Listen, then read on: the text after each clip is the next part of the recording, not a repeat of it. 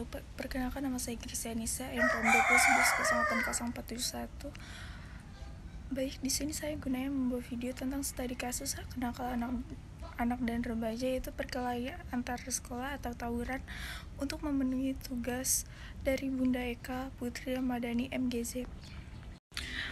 Analisis. Dalam memahami dan mengkaji secara mendalam konflik antar pelajar di Indonesia, maka salah satu caranya adalah dengan menggunakan 4 asumsi dasar tentang konflik. Asumsi dasar ini biasanya dijadikan dasar untuk pengembangan teori atau orientasi dalam melihat konflik sehingga dapat menemukan rekonsiliasi yang sesuai. Keempat asumsi dasar tersebut berlandaskan pada teori konflik dari Ralph Dehderoff. Asumsi dasar yang pertama adalah konflik terdapat di mana-mana. Berdasarkan asumsi ini dapat dipahami bahwa konflik antar remaja juga ada di mana-mana, serta merupakan hal yang lumrah terjadi dalam masyarakat. Asumsi ini didasarkan karena sejak awal manusia memang dilahirkan berbeda, sehingga terkadang perbedaan tersebut sangatlah ditonjolkan untuk beberapa pihak dan memunculkan konflik. Perbedaan tersebut akhirnya memunculkan persengketaan yang serat akan kekerasan. Dalam persengketaan tersebut biasanya suatu pihak akan berusaha untuk menghilangkan hak orang lain, bahkan sampai kepada hak hidup. Asumsi yang kedua adalah bahwa di dalam konflik diperlukan aktor-aktor untuk mendukung terjadinya konflik sosial tersebut.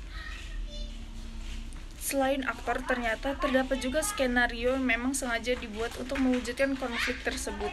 Pernyataan yang menyatakan bahwa pihak-pihak alumni ataupun senior juga berperan dalam sebuah konflik yang terjadi dengan cara melakukan provokasi terhadap bawahannya. Asumsi yang ketiga adalah bahwa konflik memiliki dampak perubahan. Perubahan tersebut dapat menjadi negatif, bahkan dapat pula menjadi positif. Sehingga terkadang ada pula pendapat yang menyatakan bahwa konflik memiliki dua sisi. Dalam kasus perkelahian antar pelajar di Indonesia, dampak negatif yang ditimbulkan adalah aksi kekerasan yang bersifat anarkis. Sedangkan dampak positifnya adalah semakin terintegrasinya sebuah kelompok tertentu.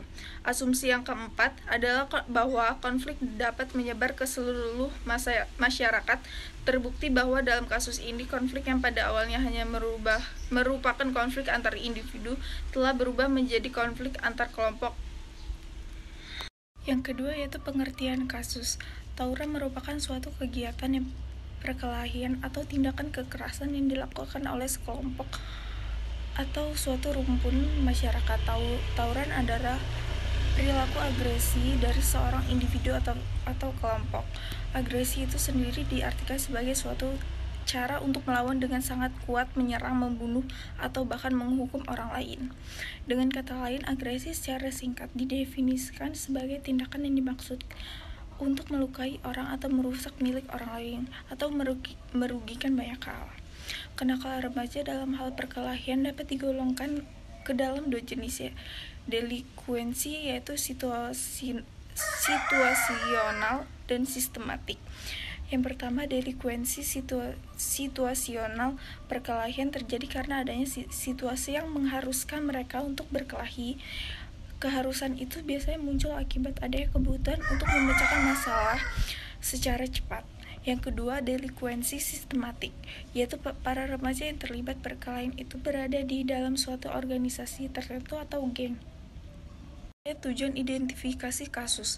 Laporan studi kasus ini bertujuan untuk mengetahui dampak tawuran pada anak remaja serta para pelajar terhadap lingkungan sekitar, lingkungan sekolah, serta para pelaku yang melakukan tawuran tersebut. Yang D. Sasaran studi kasus. Sasaran studi kasus ini tertuju pada remaja yang berusia 16-20 tahun dan remaja pada sekolah SMP, SMA, serta fokus kepada sekolah-sekolah yang mayoritas muridnya adalah laki-laki seperti SMK. Yang E. Metode penelitian dan alat pengumpulan data. Penelitian tentang tawuran pelajar dilakukan dengan menggunakan tipe penelitian kualitatif deskriptif berdasarkan pendekatan analisis framing. Pada dasarnya, framing adalah metode untuk melihat cara bercerita media atas peristiwa. Analisis. Dalam memahami dan mengkaji secara mendalam konflik antar pelajar di Indonesia, maka salah satu caranya adalah dengan menggunakan 4 asumsi dasar tentang konflik. Asumsi dasar ini biasanya dijadikan dasar untuk pengembangan teori atau orientasi dalam melihat konflik sehingga dapat menemukan rekonsiliasi yang sesuai. Keempat asumsi dasar tersebut berlandaskan pada teori konflik dari Ralph Dedorf. Asumsi dasar yang pertama adalah konflik yang terdapat di mana-mana. Asumsi yang kedua adalah bahwa di dalam konflik diperlukan aktor-aktor untuk mendukung terjadinya konflik sosial tersebut. Asumsi yang ketiga adalah bahwa konflik memiliki dampak perubahan. Diagnosis. Diagnosis yaitu kasus, yaitu melihat apa atau siapa yang jadi penyebab permasalahan dalam suatu masalah yang terkait. Di sini terdapat 2 faktor penyebab dalam terjadinya tawuran antar pelajar. Yang pertama, faktor internal. Faktor internal adalah faktor yang ada di dalam diri pelajar, seperti mental, pola pikir, krisis identitas, dan sebagainya.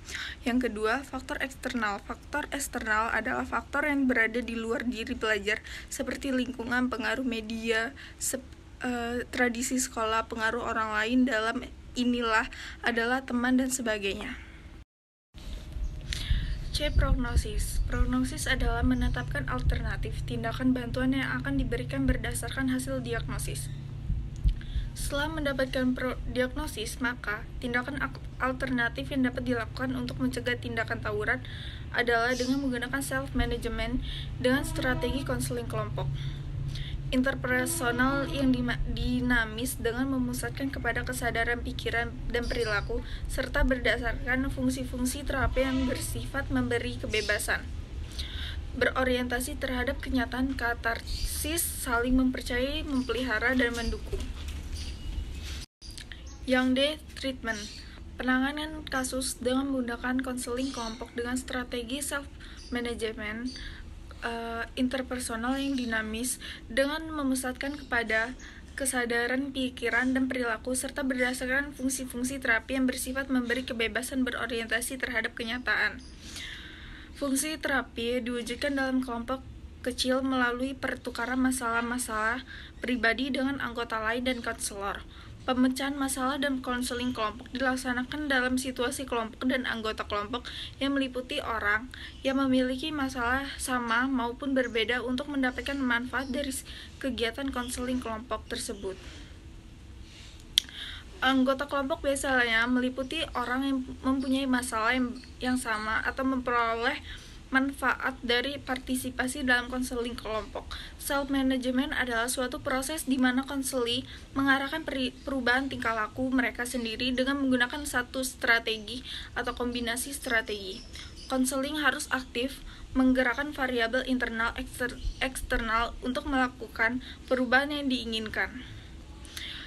Dalam menggunakan prosedur self-management, konseling mengarahkan usaha perubahan dengan mengubah aspek-aspek lingkungannya atau dengan mengatur konsekuensinya. Dan penutup, yaitu ada kesimpulan.